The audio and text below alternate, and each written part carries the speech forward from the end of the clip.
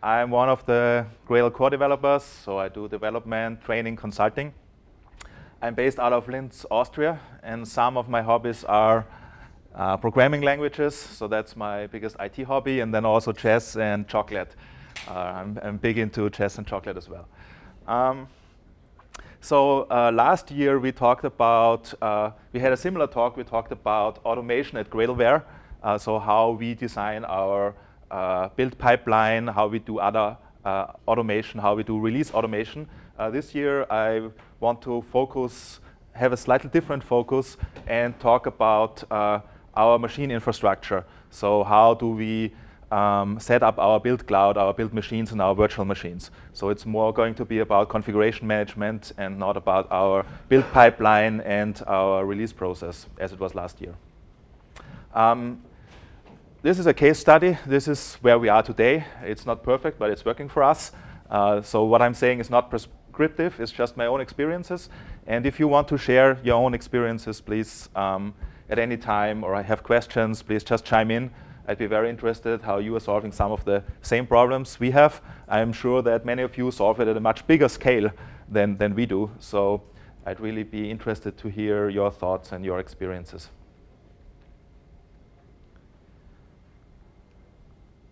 Okay, so in terms of our infrastructure, this is where we were a year ago. So we had a static CI server setup. We happened to use TeamCity. We had a static setup, all physical servers, one server and around 5 build agents, build machines. The build machines, some of them were Linux, some of them were Windows Server. That's the two platforms we used for our automated acceptance testing of Gradle. We did have separate machines for performance testing, separate physical machines, so to make sure that the results of performance testing are reliable. And since a year ago we were starting to go into the native world, so support C, C++ in Gradle, so we needed to have a few native tool chains, so Visual Studio, GCC, Clang, for our testing of the native plugins. And all of the machine setup was completely manual. So that was one problem. We couldn't really handle it anymore, and since we are kind of an automation company, it felt wrong to administer all the machines manually.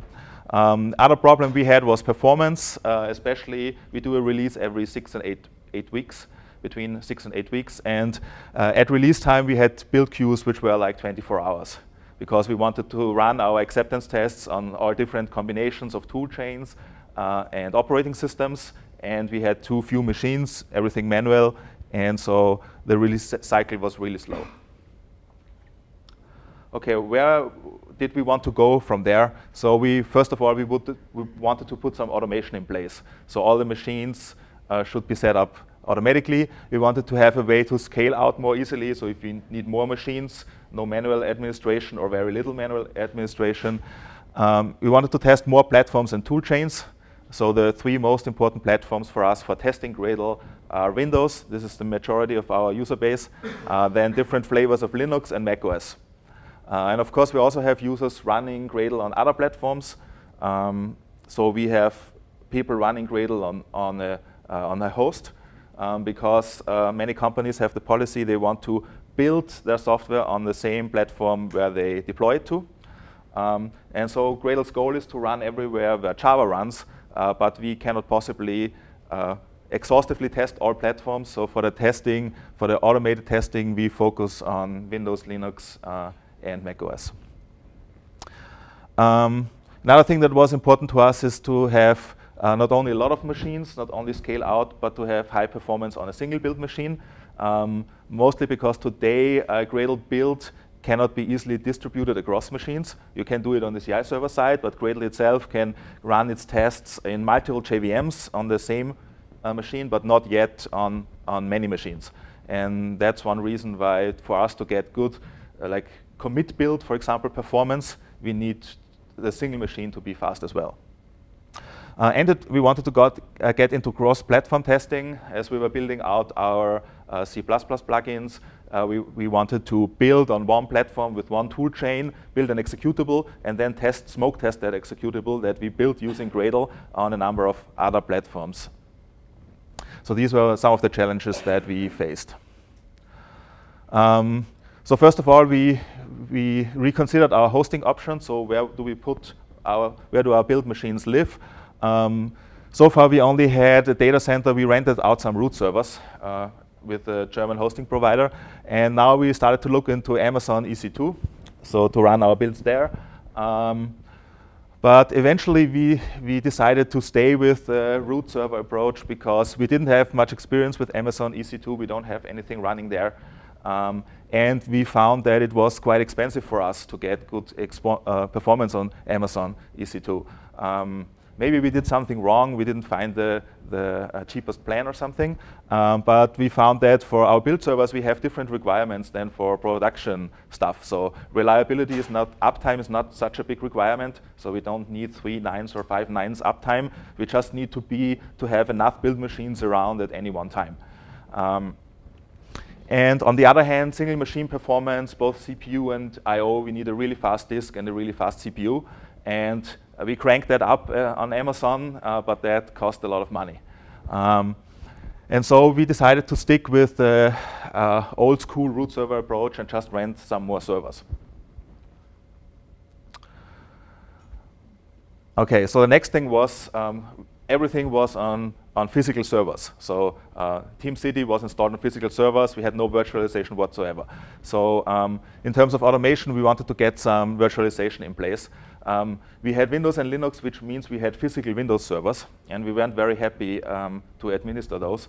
No one really knew how to administer a Windows server. And it seemed somehow hard to automate that. And we didn't know whether it's secure at all or completely open, so we didn't like that. So we made a decision to virtualize everything, run everything, physical servers, everything runs on Linux, and then everything else runs in a virtual machine. So our TeamCity agents that run our Gradle builds and that do the acceptance testing, they all run in a virtual machine. So we looked at a few virtualization options. Specifically, well, we looked at VirtualBox, but we had a feeling it's better, it's more targeted at a developer doing his virtualization, not so much on the server, although I know that some people do use it on the server. So we mainly looked at VMware, Xen, and KVM, and then some higher level stuff like OpenStack. And eventually we chose KVM. Main reason, we had some Linux knowledge, and KVM is kind of the native Linux virtualization solution. It comes with modern Linux distributions. It has nothing proprietary about it, and we didn't want to abstract too much from the operating system, because most of our users, they are running Gradle on Linux or Windows or macOS, and that's the environment that we wanted to recreate for running our acceptance tests. Okay, so is anyone using bare KVM as a virtualization option? No one? Yeah, everything here is more virtual. Okay, so KVM is a modern virtualization solution. Comes with Linux. So the host is always Linux, but you can run Linux, Windows, and macOS guests. Linux and Windows is very straightforward. macOS is not quite as straightforward, but it's doable. And actually, many cloud offerings are based on KVM. So I think Google Cloud is all based on KVM under the hood, but they maintain the KVM stuff for you. So what does it take to get KVM to work? There are basically 3 ingredients. First of all, you need to define your VMs. You have some XML format where you define your VMs, and we can have a look at a real-world VM definition that we use in a little while. Then you need a disk image, and then you need some management interface for controlling your VMs. And there are lots of different management interface, command line tools, and also graphical tools. But of course, we need something that we can automate, and so we went with a baseline command line interface, which is called Virsh. And that's a command line tool for managing virtual machines, not just KVM. You can also manage Xen virtual machines, but it works well with KVM. And so these are some of the basic commands that you can use interactively and that we use in our configuration management solution, which I'll be talking about a bit later, to automate that stuff. So you can list all your virtual machines that are running on a physical box. You can start a particular one. You can stop that one. And then you also have a virtual network. And you can also start and stop the network. And of course, there are lots of other commands, but these are the basic commands that we use to automate, to bringing up new virtual machines and shut down virtual machines, and bring up the virtual network and shut it down again. Okay, so let's have a quick look at that. It's not too spectacular since it's a command line interface.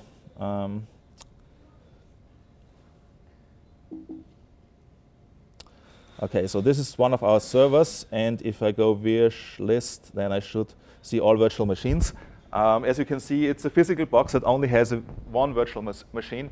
That's one thing we found. Initially, we were hoping to bring up lots of virtual machines and run on one single physical box, run lots of Gradle acceptance tests in parallel, but we found that they require so much CPU and so much disk I/O that we can't really run a lot of VMs. So we have some servers where we run up to 3 VMs on one physical box, but never more than that. So it's very atypical. I mean, commonly you would run a lot of very small VMs, but we run few VMs and put a lot of load on them.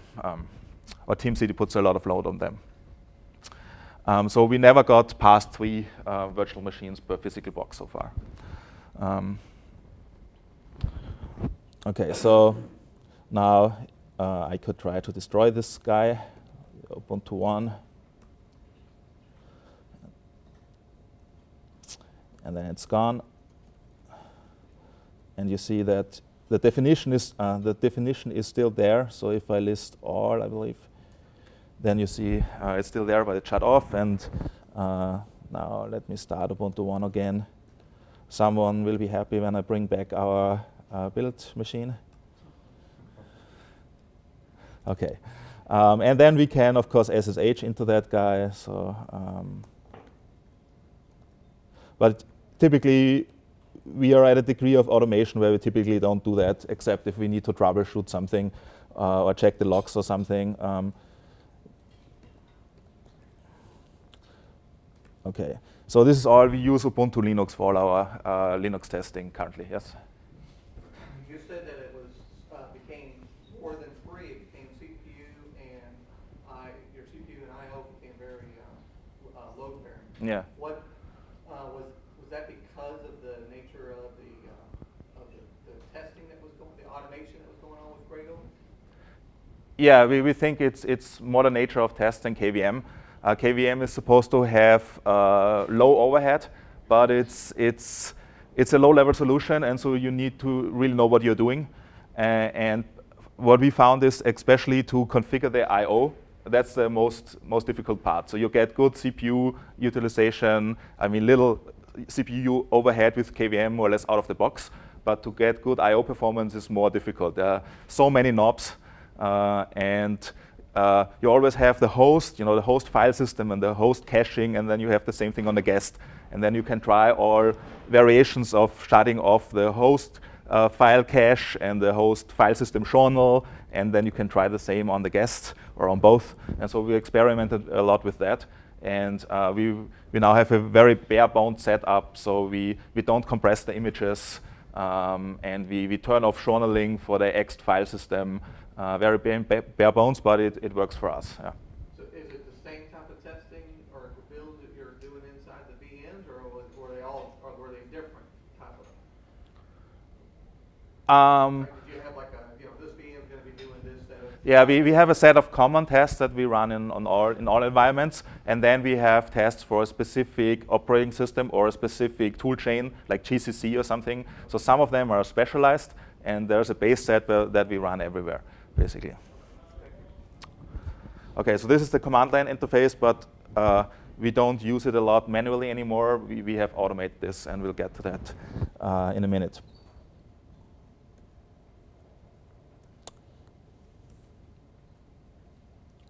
So that's KVM. Really the main part that we needed, or the main thing we needed some configuration management solution to do all the configuration of the servers and the VMs automatically. So we looked at a couple of options here. There are basically two very established solutions. I'm sure many of you, who's of you is using Chef or Puppet or Puppet? What else are you using? Anyone using Ansible or SaltStack? No? Okay. So Chef and Puppet are the two established solutions. SaltStack and Ansible are two newer solutions. They may be, I would say, 2 or 3 years old. And I hear that both of them are very popular in the Valley. So SaltStack, they are both startups from the Valley, as far as I know. And so we didn't have experience with any of them. And so basically we did some research, I did some research, and Chef and Puppet seemed too established to me. And I wanted to try something cool, so that was kind of my, so that limited the search to SaltStack and Ansible.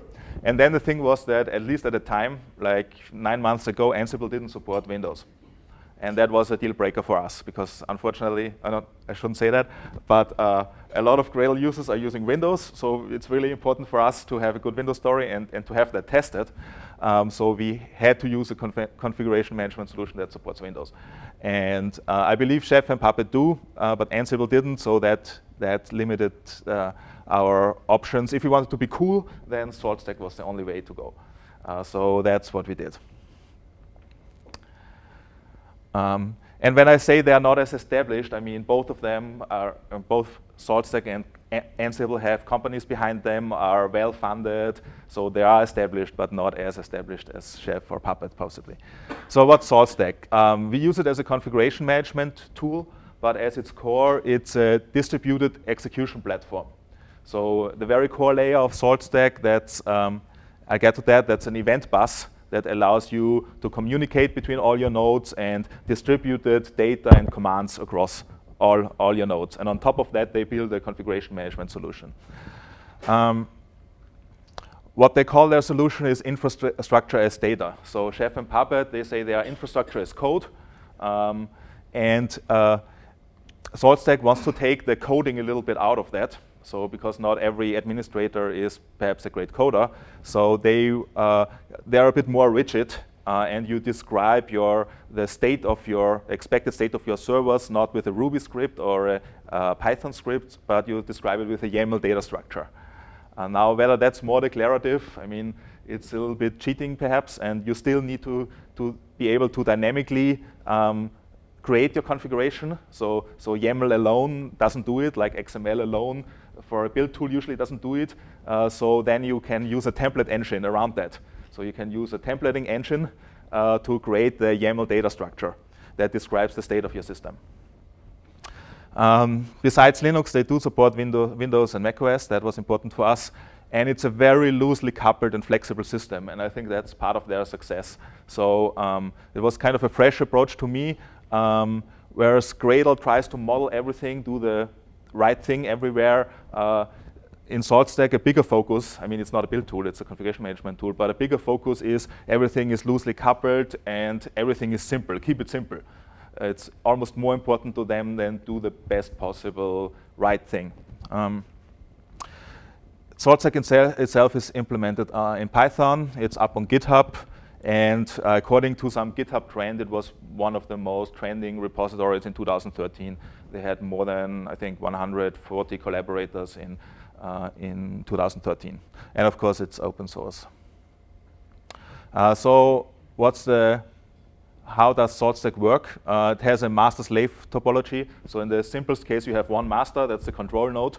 And then all machines you want to administer run one daemon. And then there's this communication bus, which allows all of them to communicate. So the master can easily distribute commands to everyone, also distribute data. You can use it as a poor man's FTP. You can also transfer your VM images easily to all your nodes. And it's all AES encrypted and uses public key infrastructure to keep it safe. And at the very core, it's remote execution. So you can execute any shell command or any built-in Salt command on any subset of nodes. And it's a very scalable bus, so they try to allow their users to manage a whole data center with that. So 10,000 of machines is their goal. So it needs to be really, really performant at the lower level. And on top of that, they built a number of subsystems, and one of them is the configuration management. So you can pick and choose which subsystems of Salt you want to use. It's all very loosely coupled, which also makes it easier for people to contribute because they don't have to understand and build the whole system. They can easily contribute to a subsystem. And there are lots of other subsystems. So to build your own cloud, to do orchestration between machines. So if you need to roll out something in a certain order, first the database here and then the application there, these are also things you can do. But what we really use it for at Gradleware is mostly the configuration management part. And it's also quite flexible there. There's not a lot of things to set up. You need to have this daemon running, the slave running on each node, and then one special node, the master. If you need to make that fail-safe, you can have multiple masters, but we don't do that currently. But other than that, there's not a lot to set up. The configuration management, you can do push or pull. So if you change the setup of your servers, you can push that out with a command, or you can regularly have all the nodes pull the latest information. So it supports both push and pull out of the box. So what does the configuration management solution look like? So that's called the Salt state subsystem. That's the configuration management part of Salt. And as I said, you describe the desired states of all your machines that you administer using YAML files. And since you need to have the opportunity to be a little bit dynamic, have something like a loop or a variable, you combine that with a templating language. And you're completely free which templating language you want to use. But since Salt is implemented in Python, by default, you will get the Jinja 2 templating language, which I believe is popular in, like, say, Python web frameworks. And this is one example of what such a state looks like. This is a YAML file, and we happen to have all those files in a GitHub repository. So it's very easy to check in all your states, all these files into a GitHub repository, and then have Salt pull it from the repository. So every minute, Salt will check our GitHub repository if something was checked in, and then automatically distributes that to all nodes. So this is what they call a state file, and this is for setting up. This is something very low level. It sets up the operating system users. And what we do here, each state has a name. So this is one state. It has a name. You give it a name so that you can refer to it from other files. So this sets up the sudo group on our Linux machines. And so we named it sudo, but could be any name. And then here you call a Salt state. So that's a built-in piece of functionality, something like a Gradle task type. And here, since this is about setting up a group, it's called group. So that's the functionality to set up an operating system group. And then there's it accepts certain properties. So you look in the Salt configuration management documentation for that group state, and then it will tell you which attributes it has. And then you just configure them in YAML. And since it's a declarative thing, you always describe the desired end state. And I'm sure if you're using Chef or Puppet, you're familiar with that mode of thinking. So I want the sudo group to be present. That's the idea. I could also say I want it to be absent. Then if it's there, Gradle SaltStack would remove it. And sudo, I also want it to be a system group. So I set the system property to true. It's quite easy to configure. Of course, there's currently no tooling. I'm not aware of any tooling.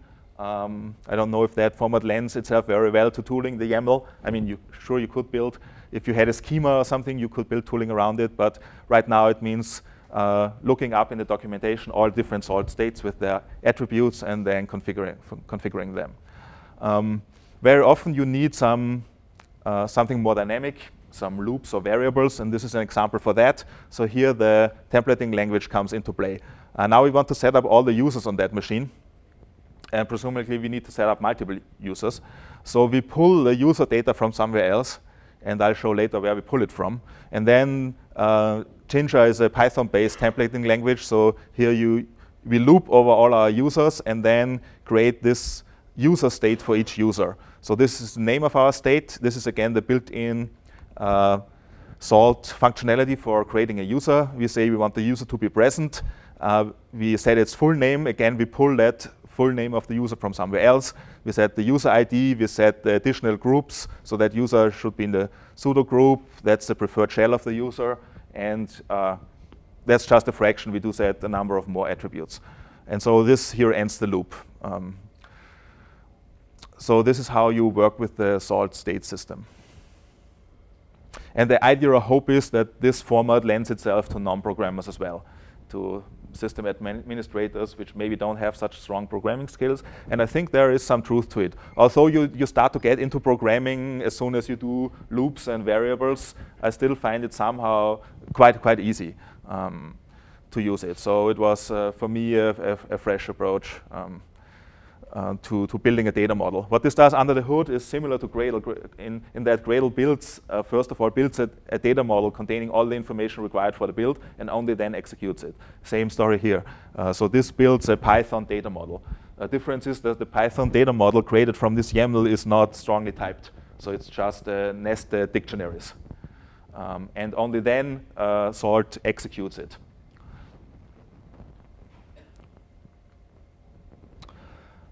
Okay, so the question is there a way to abstract over this? This is still fairly low level. And if you think the Gradle analogy, you have the Gradle task layer. Is there a way to abstract over that? And in Gradle, the ways to abstract are to use plugins and to use extensions and other model objects which describe your build at a higher level. So you don't have, in Gradle, you don't have to describe everything on the task layer. You can describe it on the plugin and extension layer, and that will get translated to the lower task execution layer. And Salt does something very similar. So this is the lower level. This is really where the information that Salt eventually needs to execute the states. But there is a layer on top of it, which is called Salt Pillar.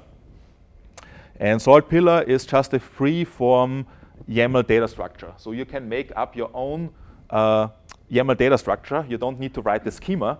You just create another YAML file and create an arbitrary YAML data structure here and describe your setup, your machine setup, in terms of your own custom data structure. That was also quite refreshing because I come from a world of relational databases and Java where you always have a schema. For the database, you have a schema. For Java classes are a schema, so I'm very, very much used to that world. And here suddenly I can dream up my own data model to describe my whole machine setup, and I don't have to first describe it and then implement it. There's no schema there. And we use that system a lot. So for example, coming back to the user setup example, here is how we describe our users. So we have a file that says these are our users, and this is my login name, and then my full name and my details. That's my user ID, my group ID, my preferred shell, and also my SSH key and other properties. And here's next user. I must admit I faked that one. I didn't want to give away the other usernames. So we have like 10 or 15 users, or by now perhaps 20 in that file. And then the question is, how does that get turned into the lower level Salt system? And that's now, it hopefully makes sense. Here we refer to our custom data structure. So here we loop over that custom data structure, the pillar file, and then we grab the full name. So we grab the full name here and translate that into that lower level data structure that Salt knows how to execute. So it's this two-layered system where you have your custom data structure, and then you have the data structure that Salt understands. And this allows you to describe things on a higher level and also to avoid duplication. With this looping and so on, you can avoid a lot of duplication on this layer by describing it more concisely on the Salt pillar layer. One thing that I found a little bit hard about Salt is that it has fancy names for everything. And maybe because I'm not a native speaker, I don't associate very much with terms like Salt pillar, and there are lots of fancy terms in there.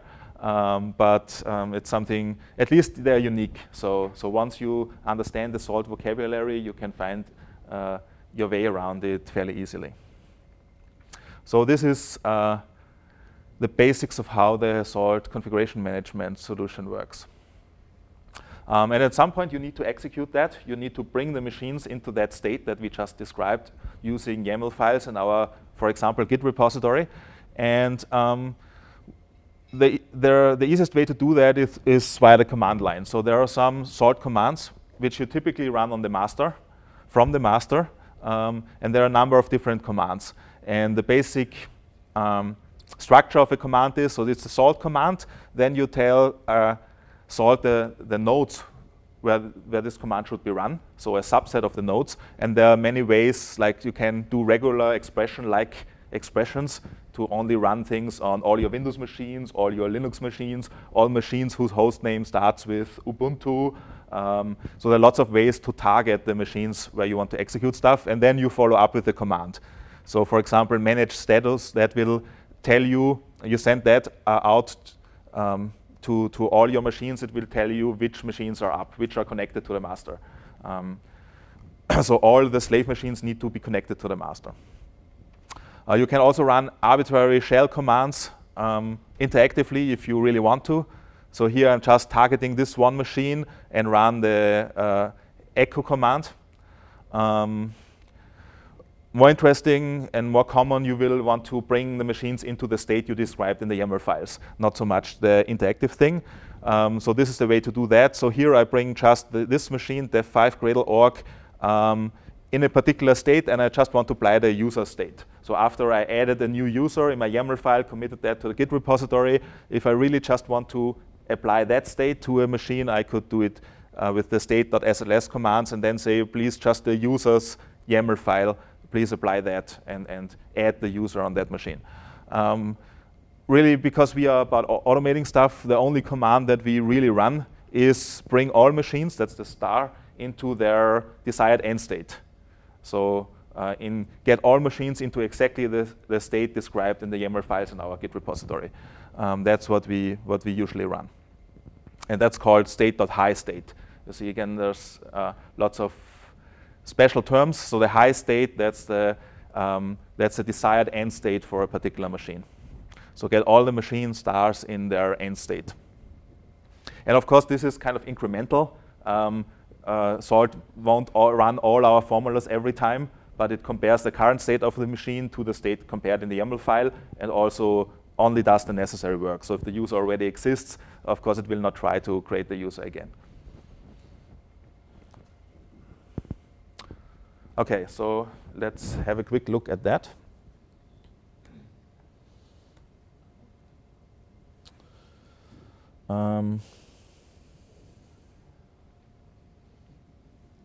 So first of all, this is our GitHub repository. Here you see all the YAML files. Most of them are YAML files or other files that we need to deploy to the machines. Everything is in one GitHub repository. And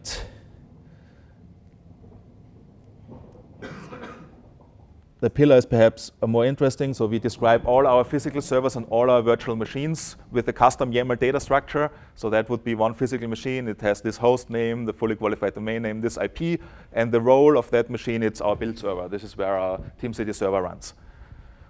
So the whole layout, the whole extent of all our machines is described in a YAML format.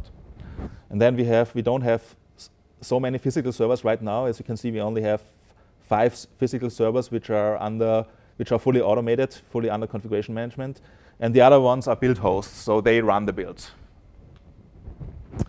And this is our custom data structure, right?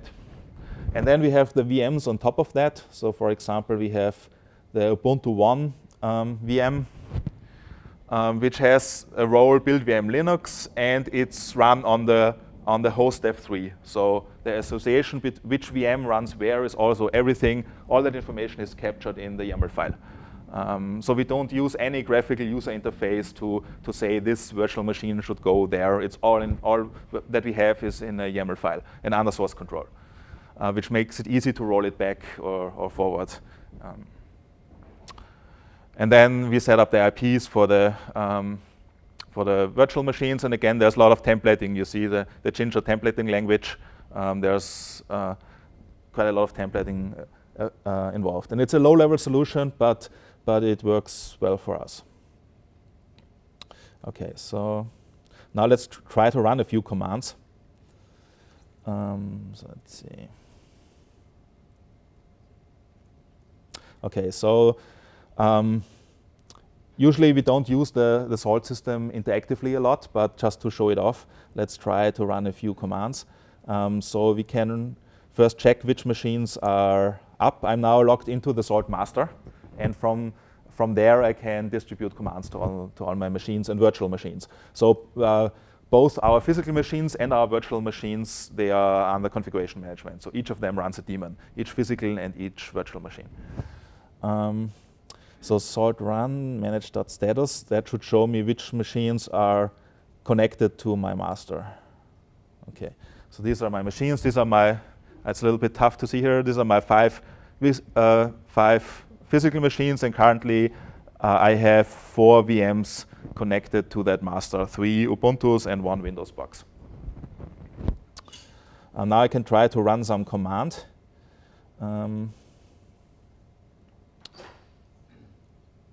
So let me try to run, which one's interesting. So we can run the echo. And maybe let's run it on all machines to make it a little bit more interesting. So run echo on all machines. And you see it's quickly, the feedback is I'm sorry for the bad colors, but the feedback is really fast. They're all connected, 0 MQs, and even if you have like hundreds of nodes for a simple command, you will get an instant reply from all connected machines.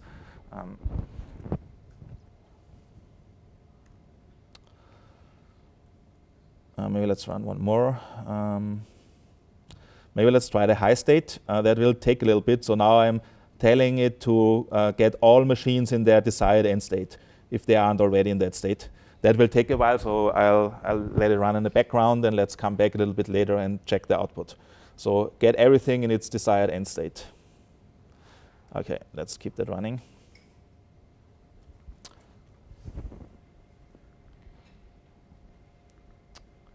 Okay,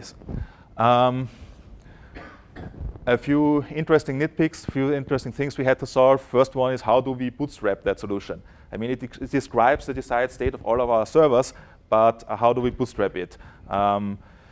Currently, as I said, we rent root servers in a conventional data center. So when we need another one, we rent a couple of new ones. They come with the Ubuntu image provided by our hosting provider. And now, how do we get them in their state? Well, of course, using Salt, but first, then we need to connect them. We need to install the Salt daemon on the machines and connect them to our master. And there is an elegant solution which is called Salt SSH.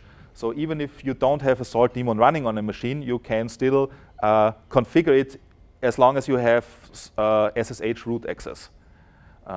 So we can apply the same states in our Git repository. We can just push them over SSH to a machine. And that's how we get Salt installed on that machine. Then we need to connect it to our master. That's currently not fully automated, so we need to accept the key on the master, so that needs 2 or 3 interactive commands. But we don't do that all that often. We don't have 100 physical machines or something like that, and we don't add like 100 machines every month. Right now, we only have 5 physical machines. So it's OK for now for this to require like 2 or 3 commands. And once it's connected to the master, then we sync it up and push all the other states to that machine, get it in its desired end state. So first we just push the Salt part, which is also described in the YAML files, via the Salt SSH subsystem.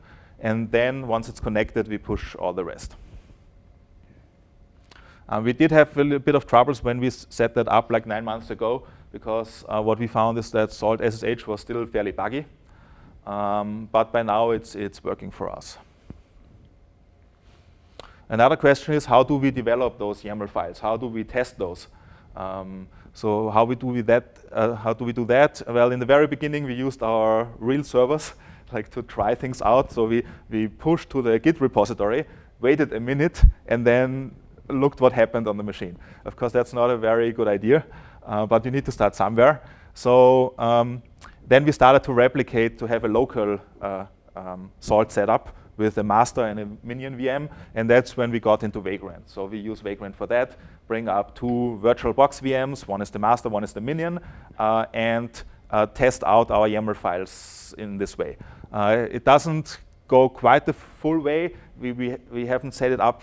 For example, our real Salt setup also has an FTP server and gets some files from there, so we don't have a 100% replication for our development environment, but it's like 80%. Most things we do, we code in the YAML, we can try locally. One interesting thing is there, since we use KVM for virtualization, VirtualBox can't run KVM. That's unfortunate because KVM needs some hardware virtualization extensions, and KVM does not.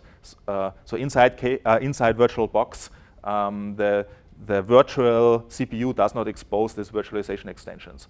And so if we want to develop the KVM stuff locally, we need to use Vagrant together with VMware, which requires to purchase a plugin. So the VirtualBox Vagrant integration is for free, but the VMware Vagrant integration is not for free.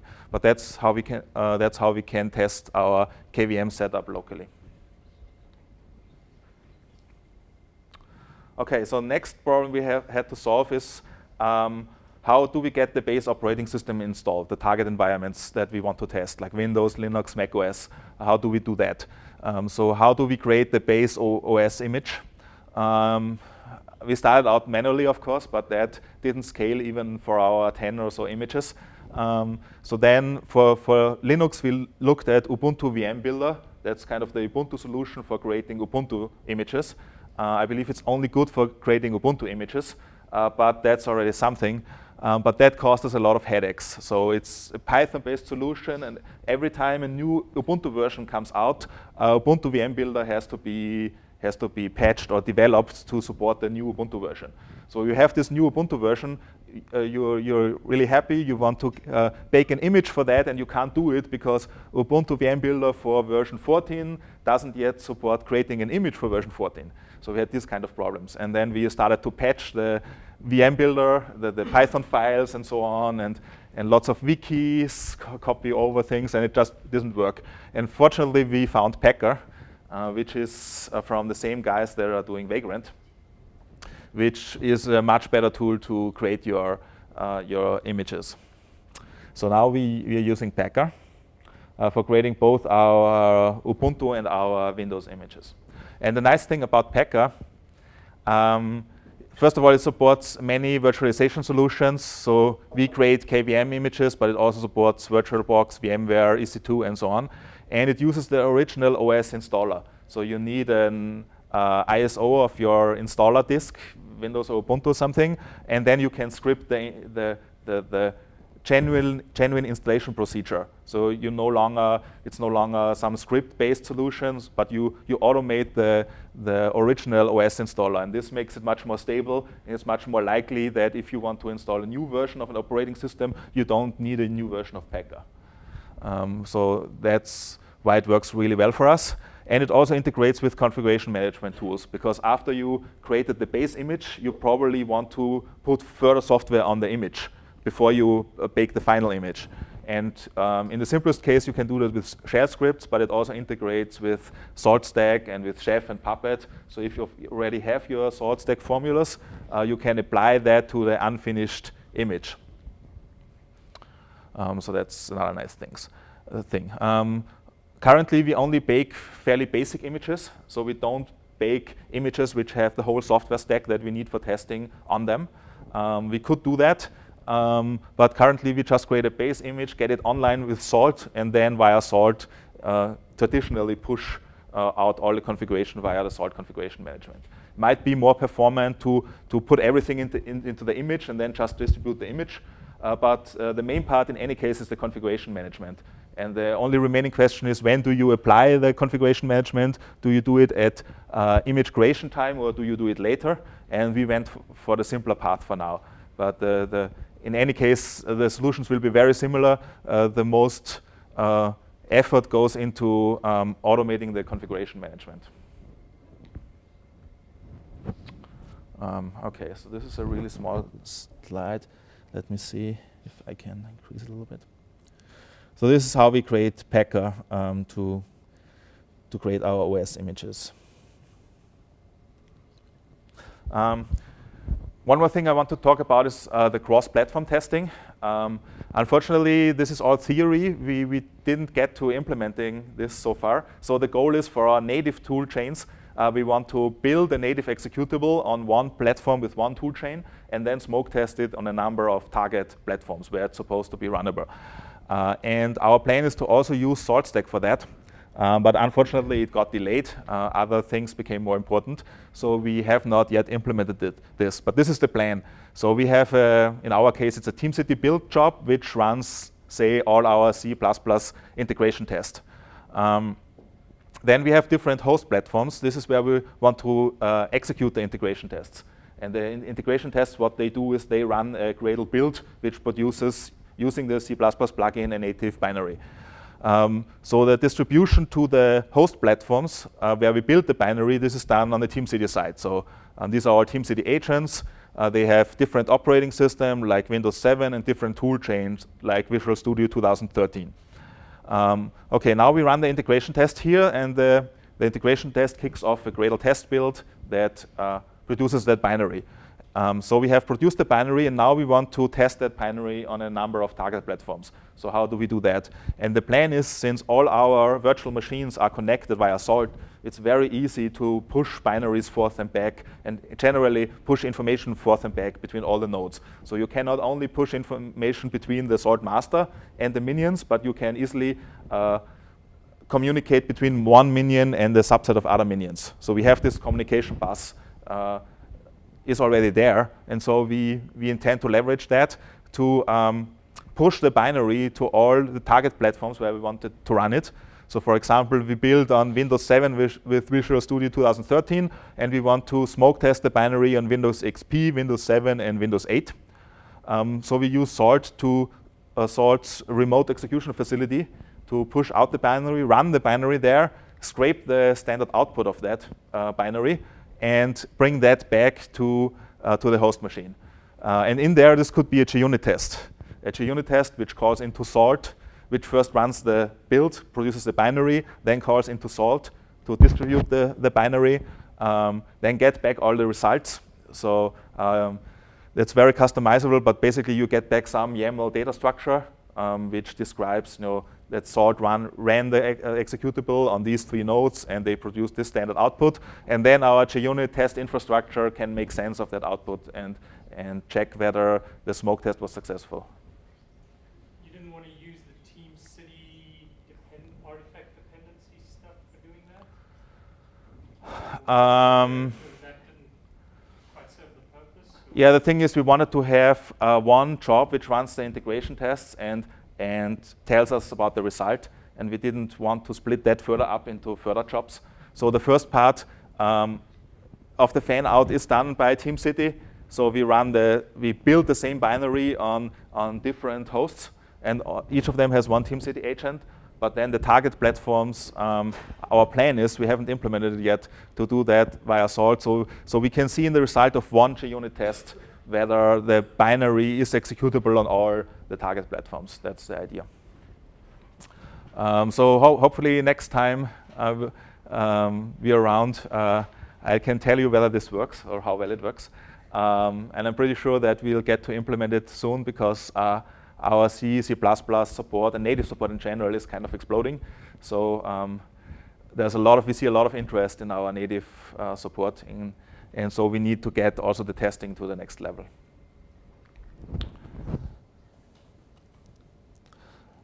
OK, so we have like 6 minutes left.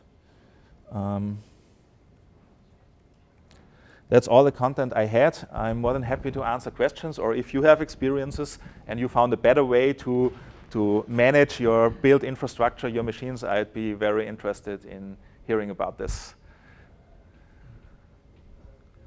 Can you tell why you use TeamCity over any other CI? It's mostly for historical reasons.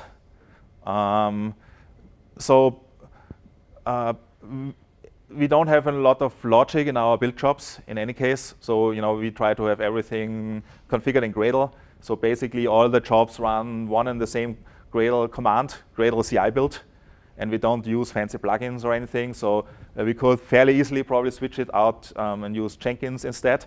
But we don't really use a lot of features. The major features that we use are, well, for the build pipeline, we use CI features, and then for distributing it to different agents and to run the jobs in an efficient way, as we use it more as a pure execution infrastructure, the CI solution. So Jenkins would be just as good for us, but for historical reasons, I think it was me. Like I've always been a TeamCity fan, so for some historical reasons we use TeamCity. Could you use a little bit of time maybe talking about what your TeamCity setup looks like, what those pipelines look like, or? That was part of last year's talk. I think it's better to maybe talk to Luke because he set it all up. Luke is the best one to talk to about that setup. Okay, anything else? How are you managing your build cloud? Or would be really interested to hear how you do it. I'm sure you have tons of build jobs and long queues, and so how do you tackle that problem? Probably a lot of Amazon EC2. And how do you automate it? I mean, okay, you already deploy your production software there, right? So you have all the expertise and all the whole stack. You already know how to manage that. We don't really have that. We're now with the plugin portal, we have a few critical infrastructure pieces that we need to deploy somewhere, but other than that, we aren't running a lot of public services yet. So for us, it was more of a new thing. Okay, anything else? Any other questions or comments? If not, thanks a lot for your attention. I hope you have a great rest of the conference. And if you have any further questions or comments, then please let me know. Thanks.